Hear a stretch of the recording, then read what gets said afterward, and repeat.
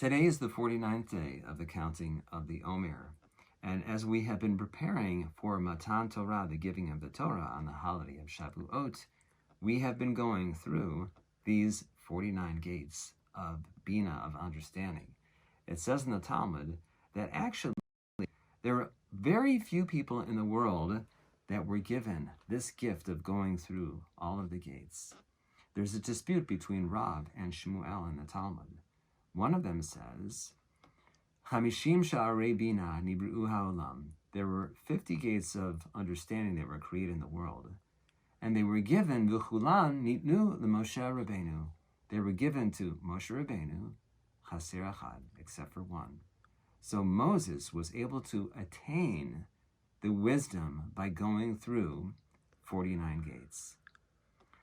There was somebody who came along, Kohelet, known as Solomon the Wise, who requested, Bikesh Kohelet limtso divrei chefetz.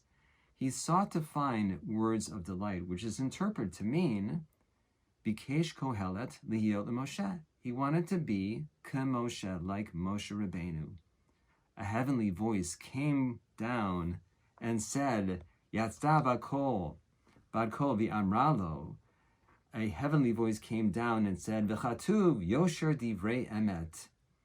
These are the words that were recorded properly. What are those words? Lo kam navi od b'Yisrael kamoshe. There was never again a prophet who rose in comparison to Moses. Now, the other Shmuel, Chadamar, Banvi'im lo kam. It may be true that among the prophets there was no one who arose with such great wisdom. Kam lachim kam. However, from the kings there was one who arose with such wisdom. And who was that king? It was the wise King Solomon.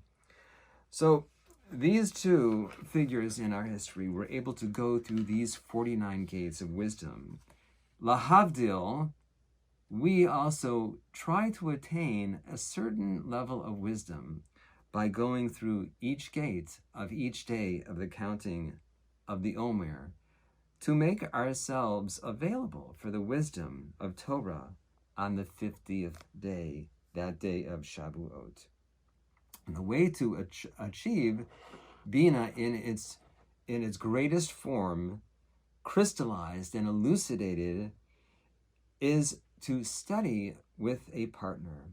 Rav and Shmuel were what we call bar plugta.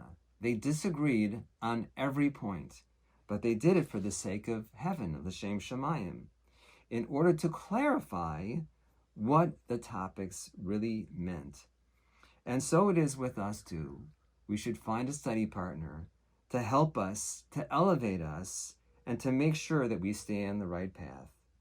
For the words of Choni HaMa'agel, when he found himself alone in the world, he said, O chavruta o mituta, find me fellowship or give me death.